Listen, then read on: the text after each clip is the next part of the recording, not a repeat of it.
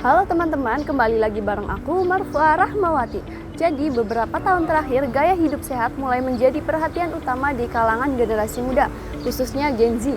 Jika sebelumnya minuman manis seperti boba, kopi, susu, atau minuman bersoda menjadi bagian dari tren anak muda, kini banyak Gen Z mulai mengurangi konsumsi gula dan beralih membawa tumbler sebagai teman sehari-hari. Kebiasaan ini tidak hanya dianggap lebih sehat, tetapi juga menjadi bagian dari gaya hidup modern yang praktis dan estetik. Fenomena penggunaan tumbler semakin populer karena meningkatnya kesadaran tentang pentingnya menjaga kesehatan tubuh.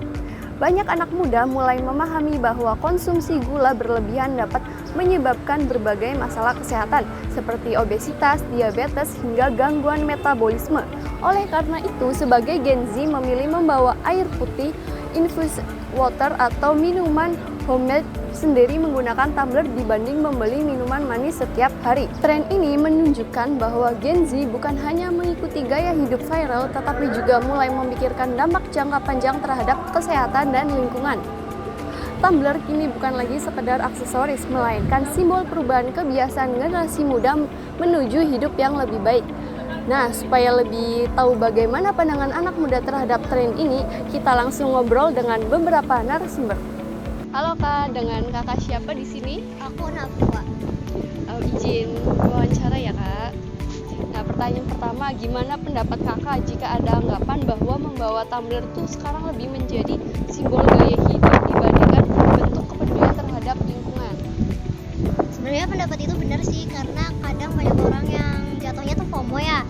Seharusnya kan kalau misalkan niatnya adalah untuk eco green, harusnya cukup satu tumbler aja, beli yang awet, terus ya jangan ganti-ganti. Karena kan kalau misalkan setiap lihat ada tumbler lucu terus dibeli, ya pasti nggak nyampe dong sama visi misi eco greennya, karena tumbler juga masih mengandung plastik gitu. Betul.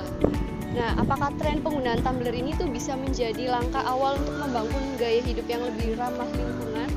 Seharusnya bisa, cuman ya kayak tadi aku bilang, kalau bisa cukup satu, tunggu sampai rusak dulu, jangan karena FOMO lucu. Ya, karena kalau misalkan tetap beli banyak, berarti kan sama sekali nggak mengganti efek dari plastik itu sendiri. Iya, betul. Oke, terima kasih Kak. Nah, dari hasil wawancara tadi bisa kita lihat bahwa tren membawa tumbler di kalangan Gen Z bukan hanya soal mengikuti tren di media sosial saja. Sekian, saya Marfua Rahmawati dari Universitas Muhammadiyah Cirebon melaporkan.